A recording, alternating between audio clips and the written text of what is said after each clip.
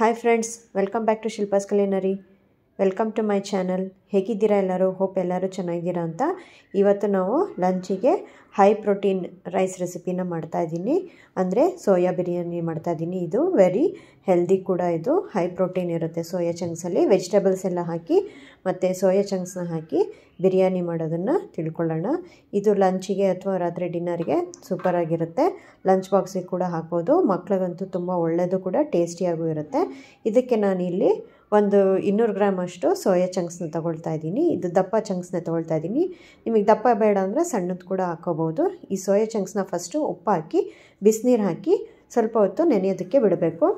ಅದು ಚೆನ್ನಾಗಿ ನೆಂದ್ಕೊಂಡು ಉಪ್ಪಲ್ಲಿ ಎಲ್ಲ ನೆಂದ್ಕೊಂಡ್ಮೇಲೆ ಅದನ್ನು ಸ್ಕ್ವೀಸ್ ಮಾಡಿ ನೀರಿಂದ ಎಲ್ಲ ತಕ್ಕೊಂಬಿಡ್ಬೇಕು ಅದು ಸೋಯಾ ಚಂಕ್ಸು. ಫಸ್ಟಿಗೆ ನಾನು 1 ಸ್ಪೂನು ಉಪ್ಪು ಹಾಕಿ ಬಿಸಿನೀರು ಹಾಕಿ ನೆನೆಯೋದಕ್ಕೆ ಇಡ್ತಾಯಿದ್ದೀನಿ. ಇದೊಂದು 10 ನಿಮಿಷ ಹಾಗೆ ಬಿಟ್ಬಿಡಬೇಕು.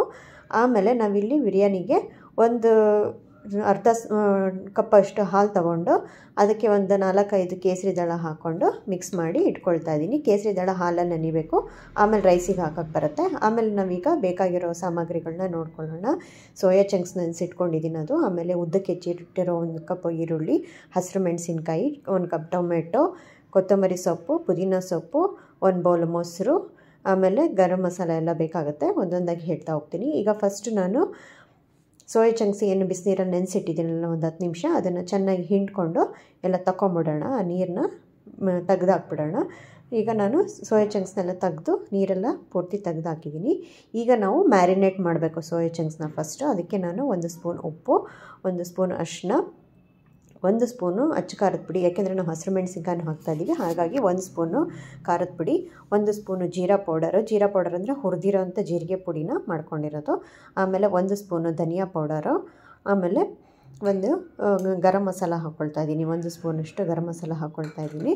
ಇದಿಷ್ಟು ಹಾಕ್ಕೊಂಡು ಆಮೇಲೆ ಈಗ ಮಸಾಲ ಪೌಡರ್ ಅಂತ ಬರುತ್ತಲ್ಲ, ಬಿರಿಯಾನಿ ಮಸಾಲ, ಅದನ್ನು ಹಾಕ್ಕೊಳ್ತಾ ಇದ್ದೀನಿ. ಸೊ ಇದಿಷ್ಟನ್ನು ಹಾಕ್ಕೊಂಡು ಆಮೇಲೆ ಜಿಂಜರ್ ಗಾರ್ಲಿಕ್ ಪೇಸ್ಟ್ ಹಾಕ್ಕೋಬೇಕು. 1 ಸ್ಪೂನಷ್ಟು ಜಿಂಜರ್ ಗಾರ್ಲಿಕ್ ಪೇಸ್ಟ್ ಹಾಕ್ಕೊಳ್ತಾ ಇದ್ದೀನಿ ಪೂರ್ತಿ. ಇದಿಷ್ಟು ಹಾಕ್ಕೊಂಡು ಲಾಸ್ಟಲ್ಲಿ ಮೊಸರು ಹಾಕ್ಕೋಬೇಕು. ಗಟ್ಟಿ ಮೊಸರು ಏನಿರುತ್ತಲ್ಲ ಅದು 1 ಬೌಲಷ್ಟು ಮೊಸರು ಹಾಕ್ಕೊಳ್ತಾ ಇದ್ದೀನಿ.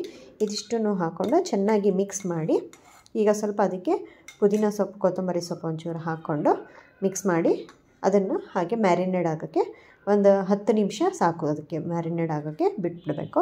ಅಷ್ಟೊತ್ತಿಗೆ ನಾವು ಬೇರೆ ತರಕಾರಿ ಎಲ್ಲ ಹೆಚ್ಚಿಟ್ಕೊಳ್ಳೋಣಂತೆ. ಕ್ಯಾರೆಟು, ಆಲೂಗಡ್ಡೆ, ನಿಮ್ಗೆ ಇಷ್ಟ ಬಂದಿದ್ದ ತರಕಾರಿನೂ ಹಾಕ್ಕೋಬೋದು. ಬರೀ ಸೋಯನೂ ಹಾಕಿ ಮಾಡ್ಬೋದು. ಜೊತೆಗೆ ತರಕಾರಿ ಇದ್ದರೆ ಇನ್ನೂ ಒಳ್ಳೆಯದು, ಮಕ್ಳಿಗೂ ಕೊಡ್ತೀವಲ್ಲ, ಸೊ ಎಲ್ಲರಿಗೂ ಒಳ್ಳೆಯದು ಅಂತ ಅಂದ್ಬಿಟ್ಟು ನಾನು ಹಾಕ್ತಾಯಿದ್ದೀನಿ.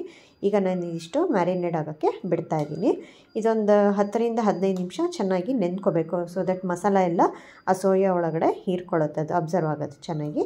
ಈಗ ನಾನು ಒಗ್ಗರಣೆಗೆ ಸ್ವಲ್ಪ 2 ಟೇಬಲ್ ಸ್ಪೂನಷ್ಟು ಎಣ್ಣೆ ಹಾಕ್ಕೊಳ್ತಾ ಇದ್ದೀನಿ. ಆಮೇಲೆ ತುಪ್ಪನೂ ಹಾಕ್ಕೊಳ್ತೀನಿ. ಸೊ ಈಗ ಒಂದು ನಿಮಗೆ ಗೊತ್ತಾಗುತ್ತೆ, 3 ಟೇಬಲ್ ಸ್ಪೂನಷ್ಟು ಎಣ್ಣೆ ಹಾಕ್ಕೊಳ್ತಾನೆ. ಎಣ್ಣೆ ಜಾಸ್ತಿ ಇದ್ದಷ್ಟು ಒಳ್ಳೆಯದು. ಸೊ ಈಗ ಇದಿಷ್ಟು ನಾನು 1 ಲೋಟ ಅಕ್ಕಿಗೆ ಮಾಡ್ತಾ ಇರೋದು. ಆಮೇಲೆ ನಾನು ತುಪ್ಪ ಹಾಕ್ಕೊಳ್ತಾ ಇದ್ದೀನಿ. ಈ ತುಪ್ಪ ನಿಮಗೆ ಎಷ್ಟು ಬೇಕೋ, ನೀವು ಬರೀ ತುಪ್ಪನೂ ಹಾಕಿ ಮಾಡ್ಬೋದು. ಆದರೆ ಎಣ್ಣೆ ಮತ್ತು ತುಪ್ಪ ಹಾಕಿದ್ರೆ ಎರಡೂ ಒಳ್ಳೆ ಕಾಂಬಿನೇಷನ್ನು ಚೆನ್ನಾಗಾಗುತ್ತೆ.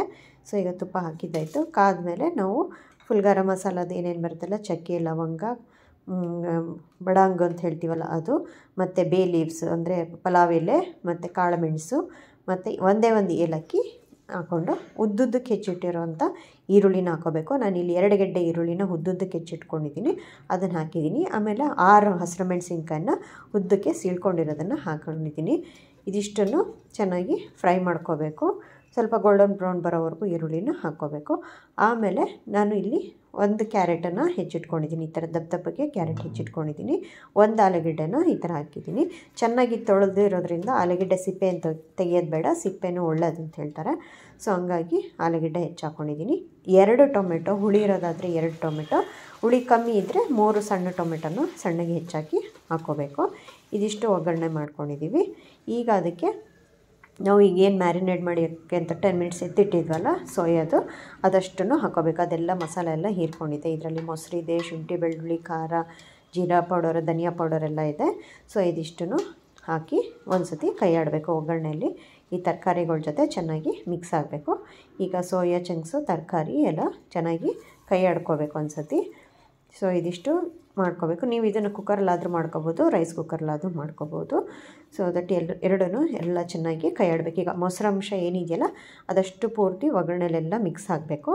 ಈಗ ಅದಕ್ಕೆ ನಾನು 1 ಕಟ್ಟಷ್ಟು ಪುದೀನ ಸೊಪ್ಪು ಫಸ್ಟ್ ಮ್ಯಾರಿನೇಡಿಗೆ ಒಂದು ಸ್ವಲ್ಪ ಹಾಕ್ಕೊಂಡಿದ್ದೆ, ಅದರಲ್ಲಿ ಅರ್ಧ ಕಟ್ಟು ಉಳಿಸ್ಕೊಂಡು ಈಗ ಪುದೀನ ಸೊಪ್ಪು ಇಲ್ಲಿ ಹಾಕ್ಕೊಳ್ತಾ ಇದ್ದೀನಿ ಒಗ್ಗರಣೆಲಿ, ಮತ್ತು ಕೊತ್ತಂಬರಿ ಸೊಪ್ಪು ಸ್ವಲ್ಪ ಹಾಕ್ಕೊಂಡಿದ್ದೀನಿ.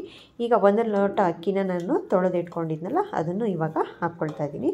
ಇದಿಷ್ಟು ಇವಾಗ ಹಾಕ್ಕೊಂಡು ಒಂದು ಸತಿ ಚೆನ್ನಾಗಿ ಸ್ಟರ್ ಮಾಡಬೇಕು, ಅಂದರೆ ಚೆನ್ನಾಗಿ ಹುರ್ಕೋಬೇಕು. ಎಲ್ಲ ಮಸಾಲೆ ಎಲ್ಲ ಅಕ್ಕಿ ಜೊತೆ ಚೆನ್ನಾಗಿ ಮಿಕ್ಸ್ ಆಗೋ ಥರ ಹುರ್ಕೋಬೇಕು. ಚೆನ್ನಾಗಿ ಹಿಂಗೆ ಮಾಡಿಕೊಂಡು ಈಗ ಒಂದು ಲೇಯರ್ ಥರ ಹಾಕ್ಕೊಂಡು ಈಗ ನಾವು ಮತ್ತೆ ಅದಕ್ಕೆ ಸ್ವಲ್ಪ ಪುದೀನ ಸೊಪ್ಪು ಮತ್ತು ಕೊತ್ತಂಬರಿ ಸೊಪ್ಪನ್ನ ಹಿಂಗೆ ಹಾಕ್ಕೋಬೇಕು. ಅಂದರೆ ಬಿರಿಯಾನಿ ಸ್ಟೈಲಲ್ಲಿ ಮಾಡ್ತೀವಿ ಆ್ಯಕ್ಚುಲಿ, ಇದು ಫುಲ್ ಬಿರಿಯಾನಿ ಥರಲ್ಲ, ಬಿರಿಯಾನಿಗೆ ಹಾಕೋ ಮಸಾಲೆ ಎಲ್ಲ ಹಾಕ್ಕೊಳ್ತಾ ಇದ್ದೀವಿ ನೋಡಿ. ಇದು ಏನು ಪುದೀನ ಸೊಪ್ಪು ಮತ್ತು ಕೊತ್ತಂಬರಿ ಸೊಪ್ಪೆಲ್ಲ ಹಾಕಿ ಈಗ ನಾನು ಫ್ರೈ ಮಾಡಿರೋ ಆನಿಯನ್ನ ಹಾಕ್ಕೊಳ್ತಾ ಇದ್ದೀನಿ. ಇದನ್ನು ನಾನು ಸ್ವಲ್ಪ ಮಾಡಿ ಯಾವಾಗಲೂ ಎತ್ತಿಟ್ಕೊಂಡಿರ್ತೀನಿ, ಇಂಥದ್ದಕ್ಕೆಲ್ಲ ಬೇಕಾಗುತ್ತೆ ಅಂತ ಅಂದ್ಬಿಟ್ಟು.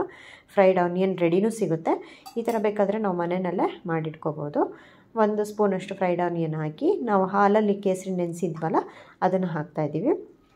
ಇದಿಷ್ಟನ್ನು ಹಾಕಿ ಸ್ವಲ್ಪ ಹಿಂಗೆ ಮೇಲೆ ಕೈ ಆಡಿಬಿಟ್ಟು ಈಗ ನಾವಿನ್ನೂ ನೀರು ಹಾಕಿಲ್ಲ, ಈಗ ನಾವು ನೀರು ಹಾಕಿ ಆಮೇಲೆ ಬೇಯಕ್ಕಿಡಬೇಕು.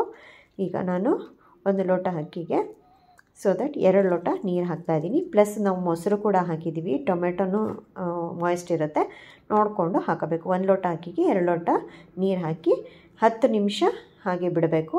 ಅದು ರೈಸ್ ಕುಕ್ಕರಲ್ಲಿ 10 ಮಿನಿಟ್ಸ್ ಸೆಟ್ ಮಾಡಿಕೊಂಡು ಆನ್ ಮಾಡಿಬಿಟ್ರೆ ಇಷ್ಟು ರೆಡಿಯಾಗಿರುತ್ತೆ. ಇನ್ನೊಂದು ಸ್ವಲ್ಪ ಅರಳ್ಕೋಬೇಕಾದಷ್ಟು ಇಷ್ಟು ರೆಡಿಯಾಗಿದೆ. ಇನ್ನೊಂದು 3 ನಿಮಿಷ ಮತ್ತೆ ಲಿಡ್ ಮುಚ್ಚಿಟ್ಟು ಸ್ವಲ್ಪ ಅದು ಅರಳ್ಕೊಳ್ಳೋಕ್ಕೆ ಬಿಡಬೇಕು. ಎಲ್ಲ ಕ್ಲೀನಾಗಿ ಸೆಟ್ ಆಗುತ್ತೆ ಮಸಾಲೆ ಎಲ್ಲ. ಒಂದು ಸತಿ ಈಗ ಮಧ್ಯದಲ್ಲಿ ಈ ಥರ ಕೈ ಆಡಿಬಿಟ್ಟು ಮತ್ತೆ ಒಂದು ಸತಿ ಮುಚ್ಚಿಬಿಟ್ಟು 1-2 ನಿಮಿಷ ಹಾಗೆ ಬಿಟ್ಟು ತೆಗೆದ್ರೆ ನಮ್ಮ ಸೋಯಾ ಚಂಕ್ಸ್ ಬಿರಿಯಾನಿ ರೆಡಿ ಇರುತ್ತೆ ನೋಡಿ. ಈ ಥರ ಸೋಯಾ ಚಂಕ್ಸ್ ಬಿರಿಯಾನಿ ರೆಡಿಯಾಗಿರುತ್ತೆ. ತರಕಾರಿ, ಪುದೀನ, ಕೊತ್ತಂಬರಿ ಮತ್ತು ಗರಂ ಮಸಾಲ ಮತ್ತು ಕೇಸರಿ ಫ್ಲೇವರು ಎಲ್ಲದೂ ಚೆನ್ನಾಗಿ ಮಿಕ್ಸ್ ಆಗಿರುತ್ತೆ. ಈಗ ತರಕಾರಿ ಮಿಶ್ರಿತ ಸೋಯಾ ಚಂಕ್ಸ್ ಬಿರಿಯಾನಿ ರೆಡಿಯಾಗಿದೆ. ಇದು ಹೈ ಪ್ರೋಟೀನ್ ಲಂಚ್ ಅಂತಲೂ ಹೇಳ್ಬೋದು. ಯಾರೆಲ್ಲ ಮಕ್ಕಳು ತರಕಾರಿ ತಿನ್ನಲ್ಲ, ಪ್ರೋಟೀನ್ ಇರಲ್ಲ, ಹಾಲು ಕುಡಿಯೋದಿಲ್ಲ, ಆ ಥರ ಇದ್ದವ್ರಿಗೆ ಹಾಲಿಗೆ ಒಂದು ಸಬ್ಸ್ಟ್ಯೂಟ್ ಅಂತಲೇ ಹೇಳ್ಬೋದು ಇದು ಸೋಯಾ ಚಂಕ್ಸ್ನ. ಇದನ್ನು ಮಾಡಿ ಕೊಡ್ಬೋದು ಮಕ್ಕಳಿಗೆ, ಫ್ಯಾಮಿಲಿ ಎಲ್ಲರೂ ತಿನ್ಬೋದು, ತುಂಬ ಚೆನ್ನಾಗಿರುತ್ತೆ, ಟೇಸ್ಟಲ್ಲೂ ಸೂಪರಾಗಿರುತ್ತೆ ನೋಡಿ. ಸೋಯಾ ಚಂಕ್ಸ್ ಎಲ್ಲ ಮಸಾಲೆ ಹೀರ್ಕೊಂಡು ಎಷ್ಟು ಚೆನ್ನಾಗಾಗಿದೆ ಸಾಫ್ಟಾಗಿ.